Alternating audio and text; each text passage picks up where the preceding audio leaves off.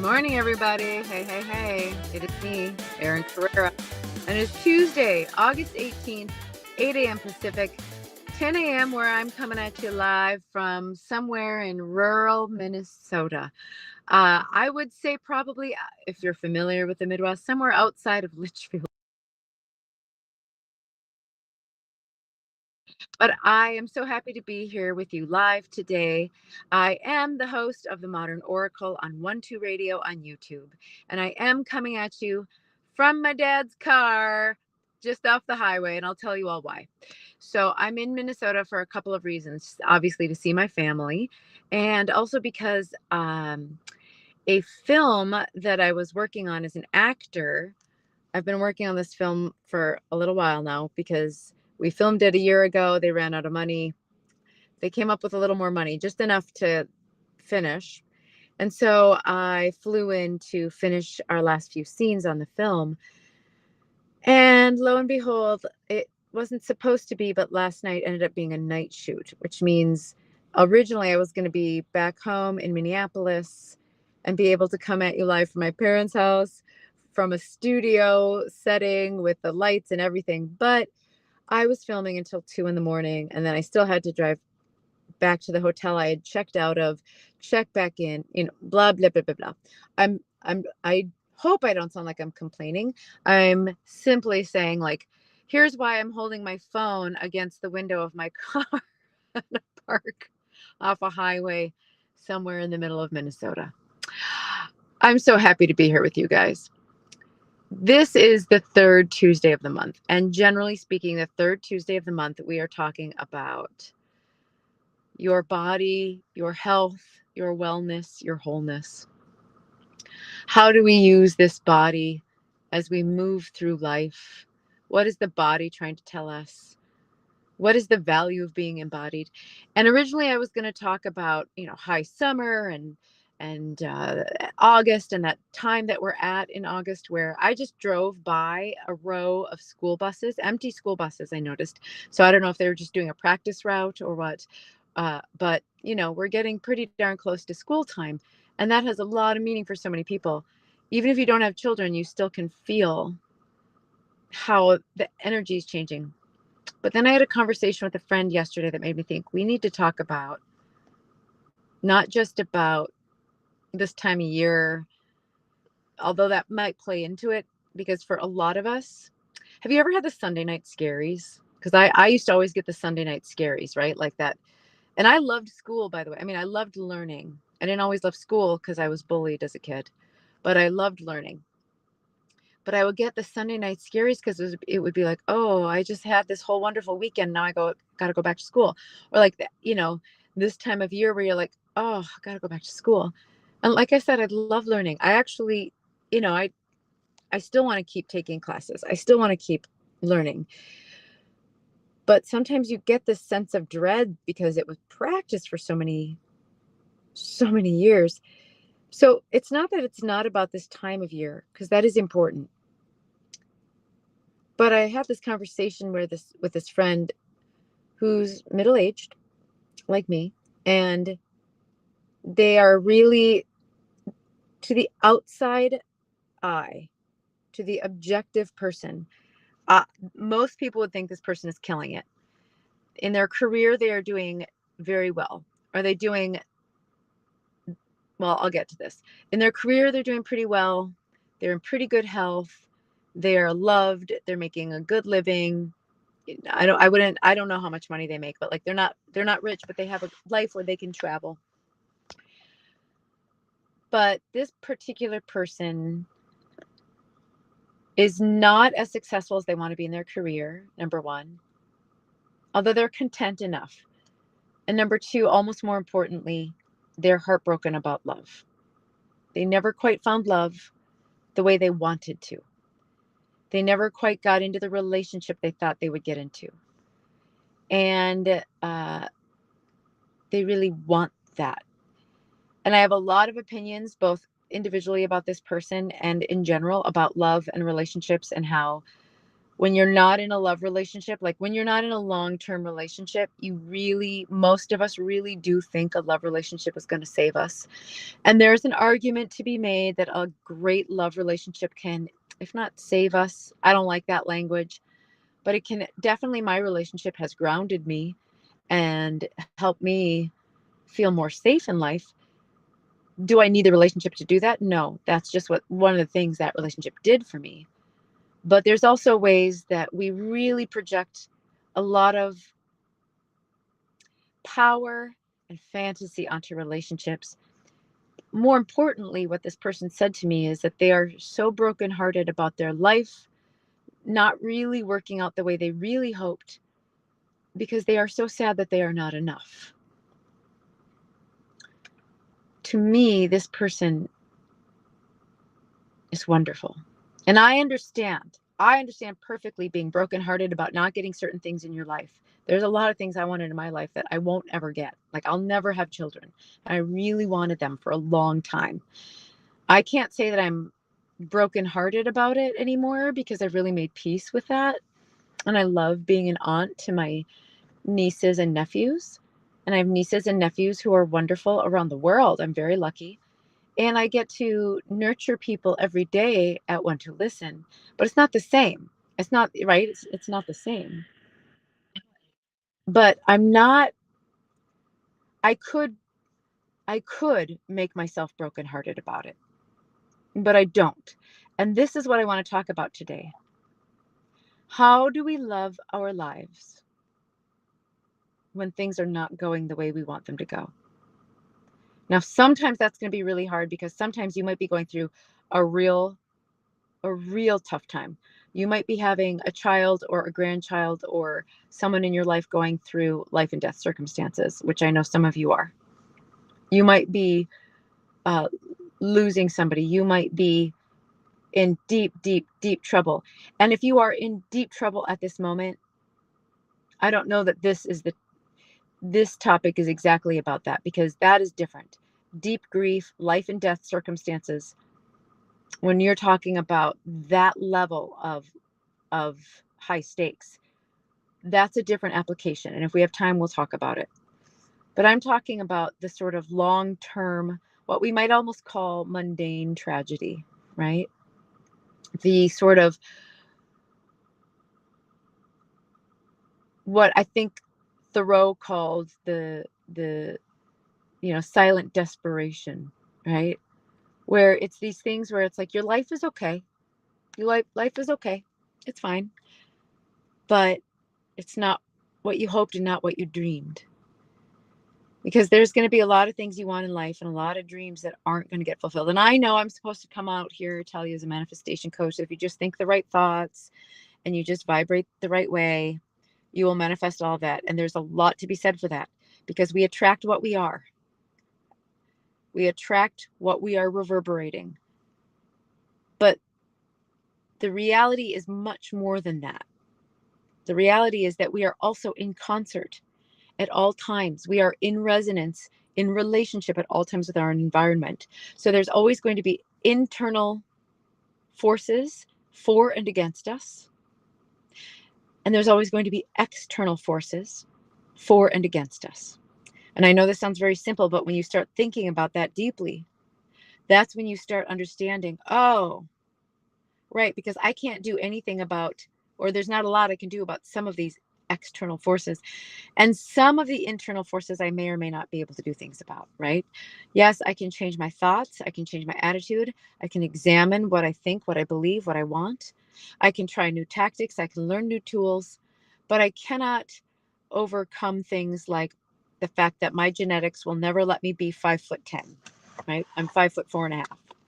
My genetics will always, I guess I could go get leg extensions, right? Or something like that, where they break your leg but right. But like, that's ridiculous. It's not necessary.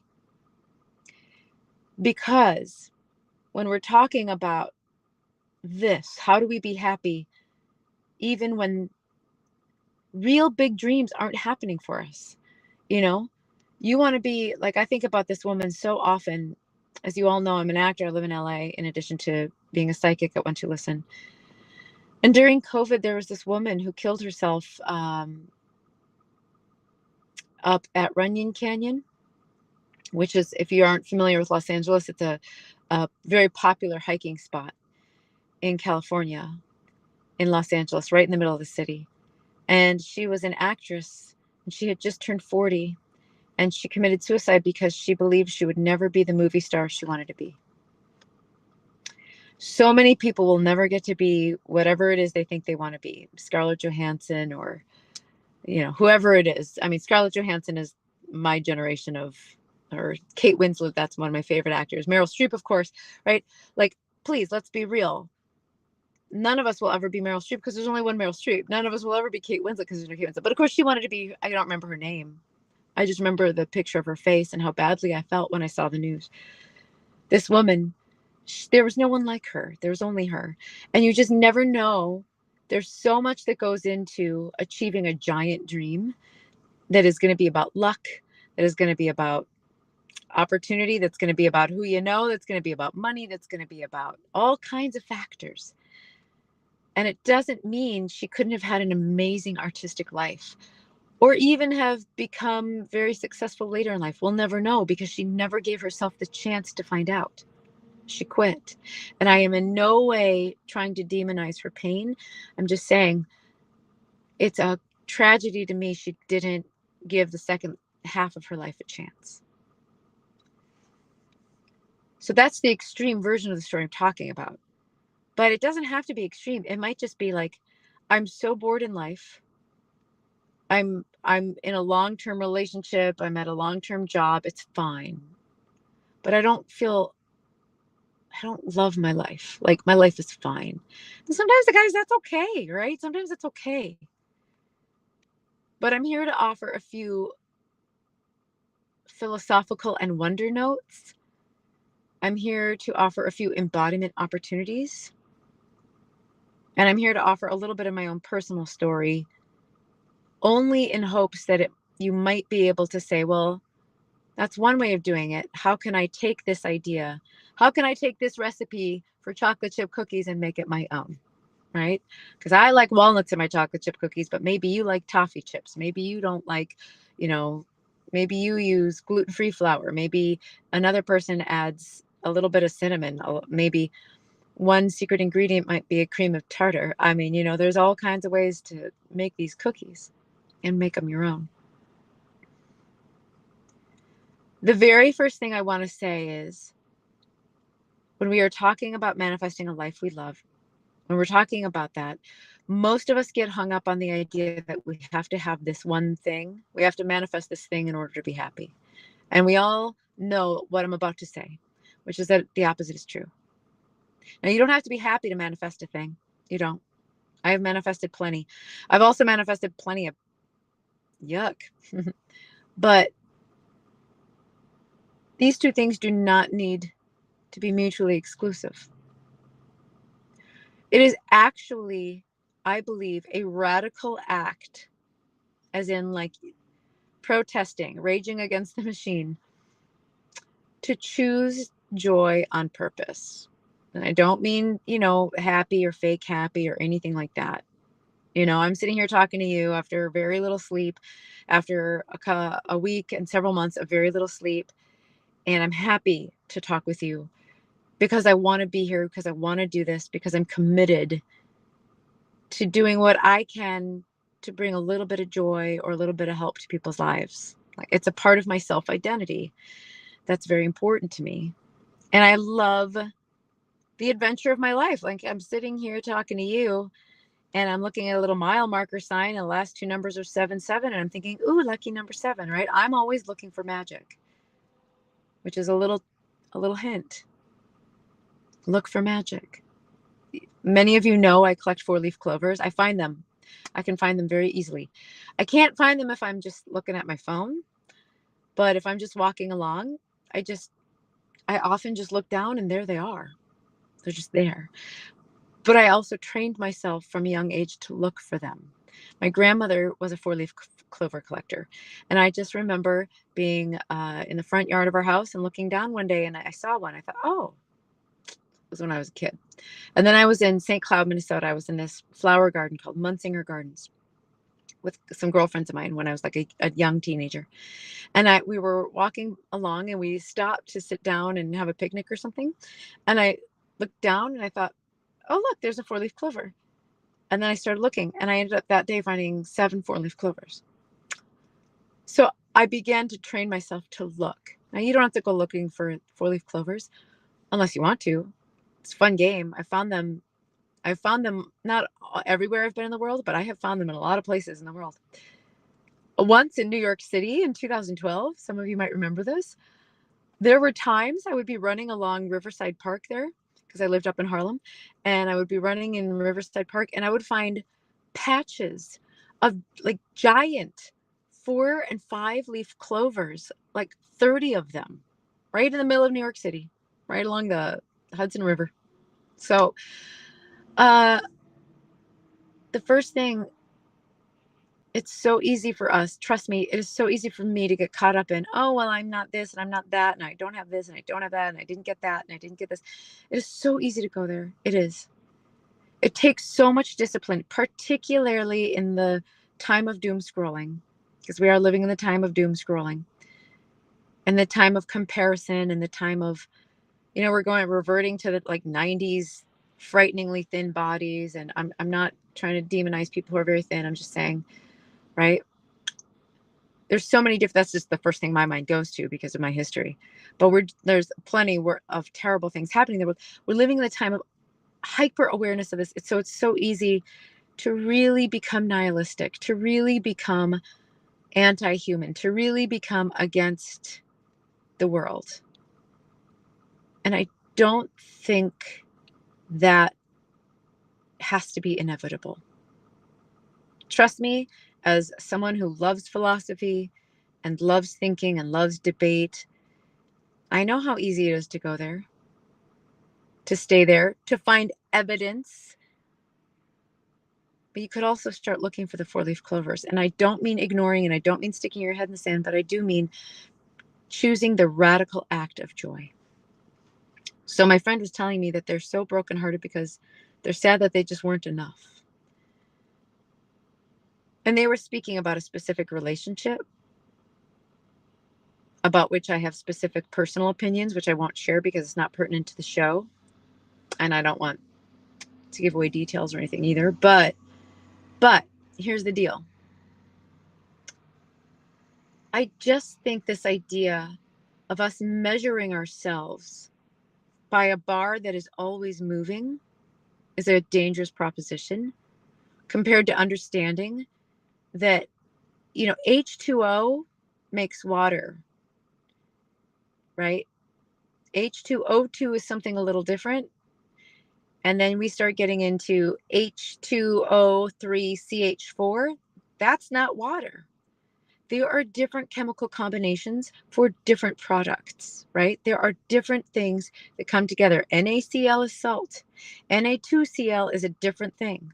So I'm saying it's not H2O. If it were just HO, that would not be water. H2O is water. H3O is not water. It's not that 3 H's is too much for O. It's that it's just no longer the thing that it's a different thing now. It's not too much. It's not too little. It's just what it is.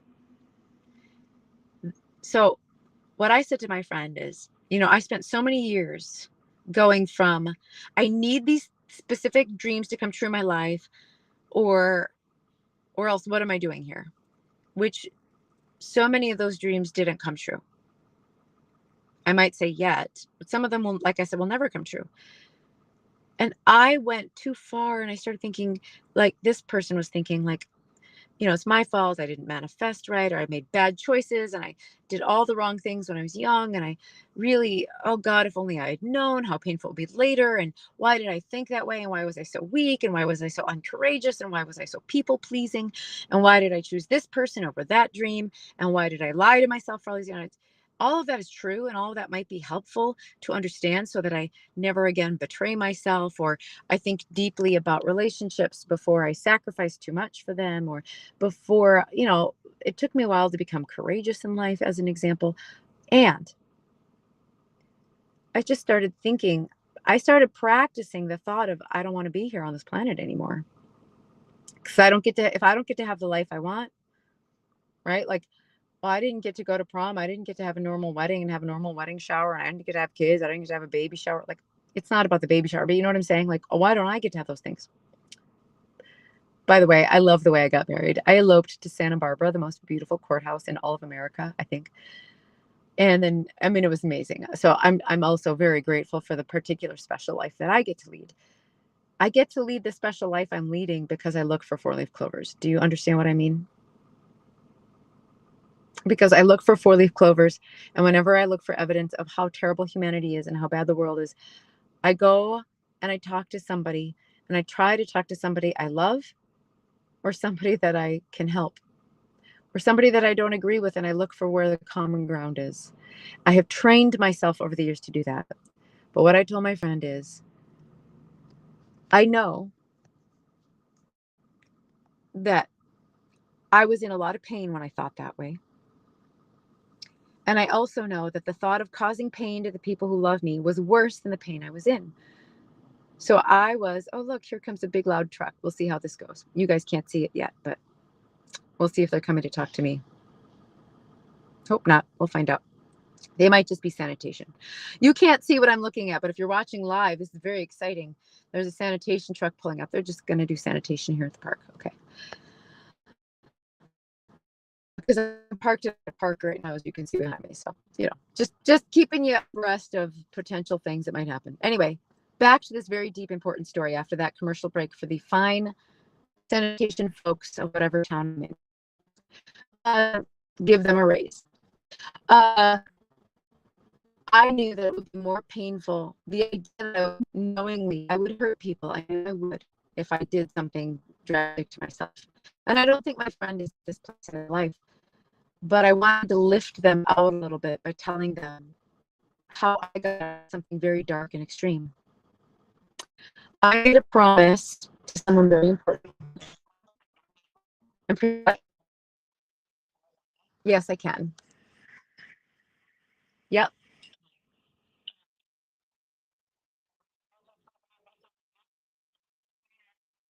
All right, guys, I'm back.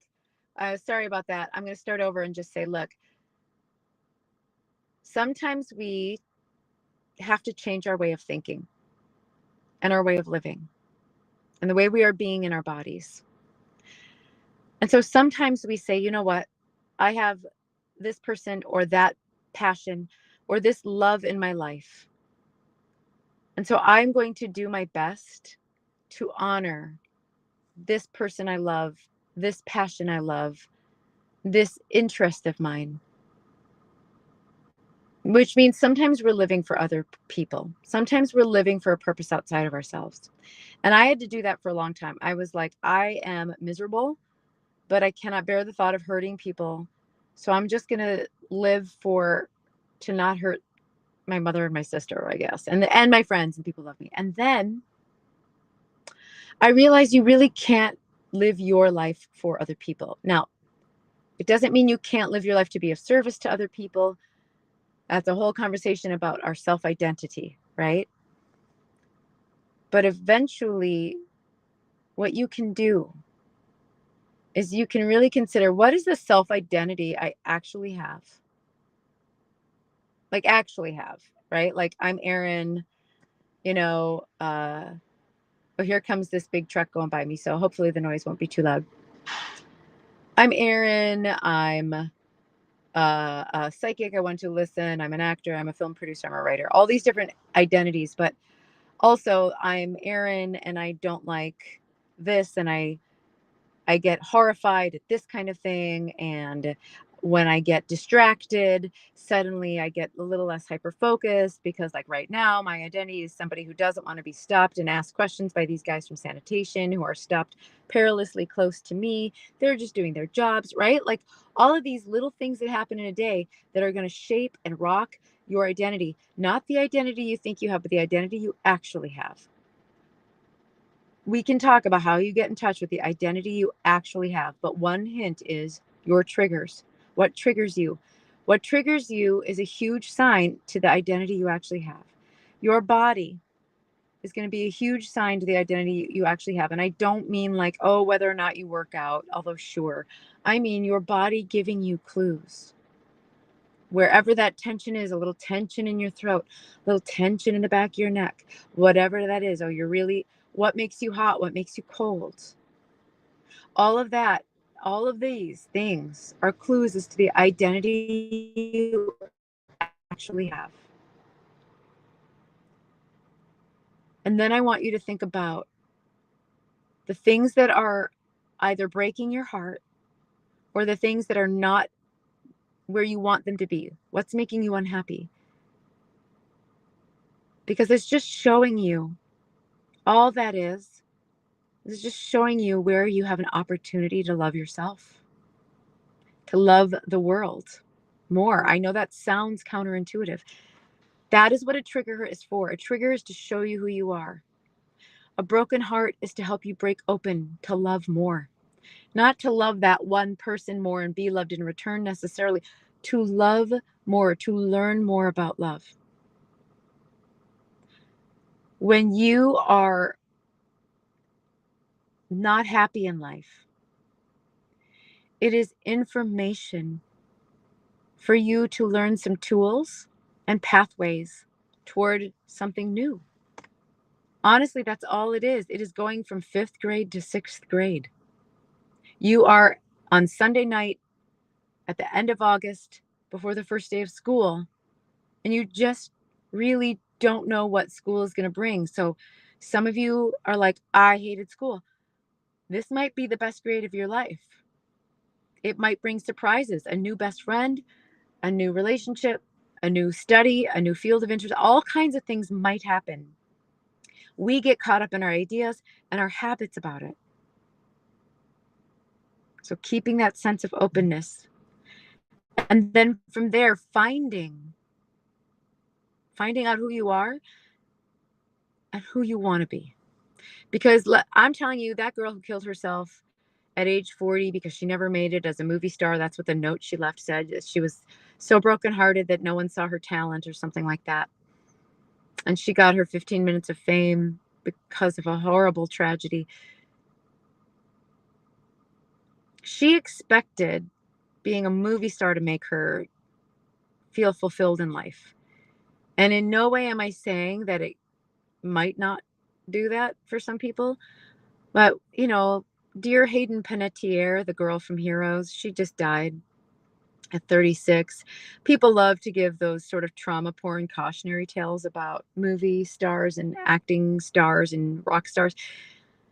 Let me tell you, I've met a couple of aging rock stars who are perfectly fine, right? We just don't tell stories about their trauma because they had pretty good lives. It wasn't perfect. Everything didn't always go the way they wanted. Maybe the kids don't recognize them on the street. They don't care, right? I'm thinking specifically of a guy who used to go to my bar method. Yeah, I used to do ballet bar with a guy from a band that goes like this. It's Kiss. Anyway, and I didn't even know who he was. I was just like, oh, that's cool. Old dude in class with us. And then later my friend was like, oh, that's blah, blah, blah. And I was like, oh, cool.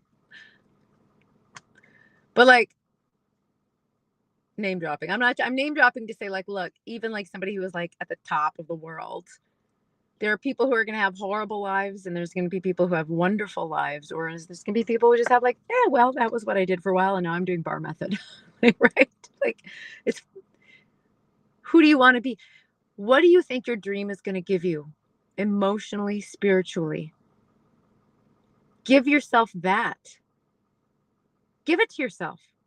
You want to have kids because you want to nurture something? Start nurturing. You want to become a billionaire because you want extreme safety, security? Start giving yourself extreme safety and security. You want to become a billionaire because you love the game, you love being competitive? Be competitive. You're already in it then, I bet. You want to write a book because you want to give to other people what you received when you were young reading Anne of Green Gables? Write that book. Write that book for yourself. You want to become famous for, what do you think that's going to give you? Give it to yourself. Well, Aaron, I think fame is going to give me fame and I want fame. Why? What is it really about for you emotionally? Give that to yourself. Do the thing. Do it. Write the book, start your podcast, become a kitchen witch, start your Etsy business. All of it. Do it all. Don't be afraid. But don't think it's going to save you. I mean, dare I quote Jewel? Who will save your soul if you don't save your own? Even that's how you do it. And I know you're like, but Aaron, but Aaron, but Aaron, but Aaron, circumstances of my life, but Aaron, but Aaron, but Aaron. I know. Because I go there too. This is a practice. What do you think that thing is going to give you? If you're not happy now, and you might even say, I don't even know what would make me happy. Awesome. Then I have some homework for you, which is to start going on Pinterest and start looking up new things. Just start playing games where you're like, okay, what are 10 activities other people do that I've often thought, if ever I had time, I'd love to learn how to paint. I'd love to learn how to make homemade pasta. I know it sounds dumb. It is not dumb. There are people who dedicate their lives to that homemade pasta. Did you see? I just put on my Instagram, like the pasta Olympics in Italy. Pasta is very important in Italy. As you know, I'm about to become a dual citizen. I'm about to become an Italian citizen. It's very important. And it is. It's so important. It feeds millions of people, pasta. It sustains so much life. I'm telling you, nothing that you love is unimportant. Everything you love is important. So go look for your 4-leaf clovers. Think about what you think that thing is going to give you and start giving yourself that emotional experience now. Because then you can go have your adventure. You can go for your dream because you aren't going to be tied to an outcome that's based on this thing that may or may not happen. You're already having the experience. Because what are we really talking about? We're really talking about transformation. When we are talking about manifestation, we are talking about wishes fulfilled. We are talking about, when am I going to get into the relationship? When am I going to get my financial security? When is this health thing going to go away? When is, this horrible, sad part of my life going to be over? We are talking about something that is sure to happen. You are going to transform. Transformation is going to happen. It is. How much do you want to take a hand in shaping that? Because I was born Erin Muir, St. Cloud, Minnesota. That's the hospital I was born in. I was not born Scarlett Johansson or Kate Winslet or Lady Gaga, right? I was not born insert famous astrologer here. I was born Erin. NaCl is salt. Na2Cl5 is not. I'm in Minnesota. Minnesota is Minnesota. It is not South Carolina, right? I know this sounds like gibberish. This sounds like the cat in the hat. That's what it is, guys. It's simple, which is why it's hard. All right. That's what I wanted to say today. It is August 18th. We're getting to the end of, not the end of summer astrologically, calendarically, in terms of Los Angeles, certainly not the end of the heat. Not the end of summer. Summer shifted. It gets blasted hot in October in LA, I'll tell you that. Whereas here in Minnesota, you can have a blizzard in October. So I know that this time of year can bring these feelings of anxiety, dread, worry, what's going to come next. Oh gosh, winter's going to come. It's fine to plan for the future, but see if you can't give yourself some real joy today. Okay? I really want that for you. Now, I'm just going to ask you a couple of journal prompt questions because I know some of you wrote to me to tell you you really like journaling prompts. So, journaling prompts about August, about summer. Number 1, what has this summer given me? What has the summer of 2026 brought to my life? For good, for bad, for nothing, right? Maybe it brought you a new kitty cat, a new friend. Maybe it brought you curiosity about something. It brought us The Odyssey by Christopher Nolan. It brought me the completion of 3 feature films. It brought me the beginning of my 1-2 radio show, The Modern Oracle, right? Number 2, what are you leaving behind in the summer of 2026? I hope I'm leaving behind excuses. I'm sure that's not true. I'm sure I'll have plenty of excuses.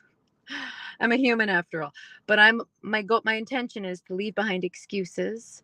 And that is like excuses like my husband and I are discussing something and I wanted to tell him all the reasons why he was wrong and I couldn't do this thing. And then I thought, well, could I just do the thing? Do I want to do the thing or not? I was in the middle.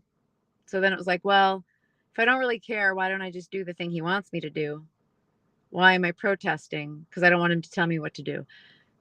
So I told him that, like, okay, I'm going to do this thing, but I don't like if you tell me what to do. I prefer you ask me.